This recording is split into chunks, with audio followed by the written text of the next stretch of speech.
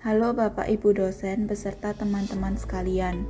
Pada kesempatan kali ini, kami dari kelompok 2 KPD akan menjelaskan sedikit mengenai analisis kepuasan karyawan sebagai tugas pengantar bisnis week ke-7.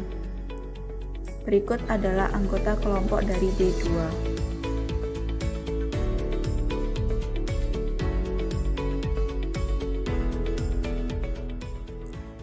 Baik, jadi apa itu Gojek? Gojek merupakan sebuah perusahaan teknologi asal Indonesia yang melayani angkutan melalui jasa ojek. Perusahaan ini didirikan pada tahun 2010 di Jakarta oleh Nadiem Makarim. Saat ini, Gojek telah tersedia di 50 kota di Indonesia.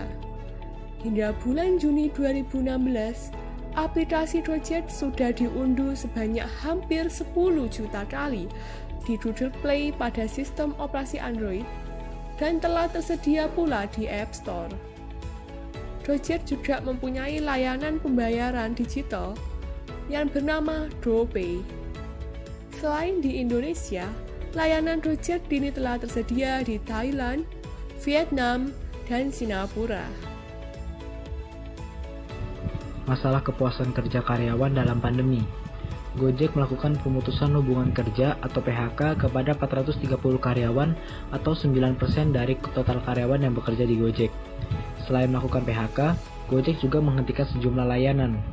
Para karyawan merasa terbebani dengan berlangsungnya pandemi karena pemasukan yang sangat sedikit dan terus menurun, tetapi masih harus tetap membayar ke pihak Gojek dan memenuhi kebutuhan hidup atau kebutuhan keluarga mereka masing-masing.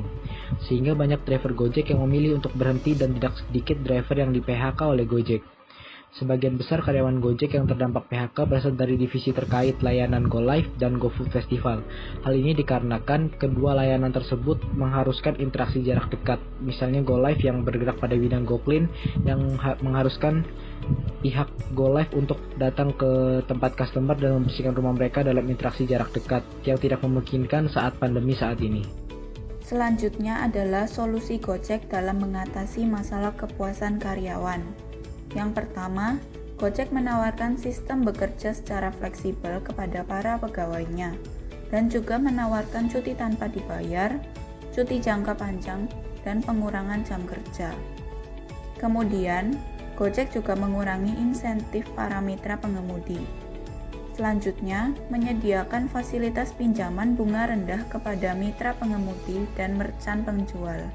Selanjutnya, keterkaitan Gojek dengan Learning Objective Point 3. Di tengah pandemi yang sedang berlangsung, para pegawai dan mitra pengemudi tetap bekerja dengan maksimal dengan pihak Gojek, yang memberikan banyak keringanan dan juga benefit untuk para pegawai dan mitra pengemudi agar tetap nyaman bekerja dan mencapai kepuasan dalam bekerja. Yang terakhir, keterkaitan dengan poin kelima yaitu describe. Perusahaan Gojek menggunakan beberapa cara teknik seperti menawarkan bekerja secara fleksibel dan menyediakan fasilitas pinjaman bunga rendah untuk memotivasi para pegawai dan mitra pengemudi untuk tetap bekerja. Perusahaan Gojek juga mencari teknik yang dapat saling menguntungkan bagi kedua belah pihak. Informasi yang kami dapatkan bersumber dari buku dan referensi sebagai berikut. Sekian dari kami, mohon maaf apabila ada kesalahan. Terima kasih atas perhatiannya.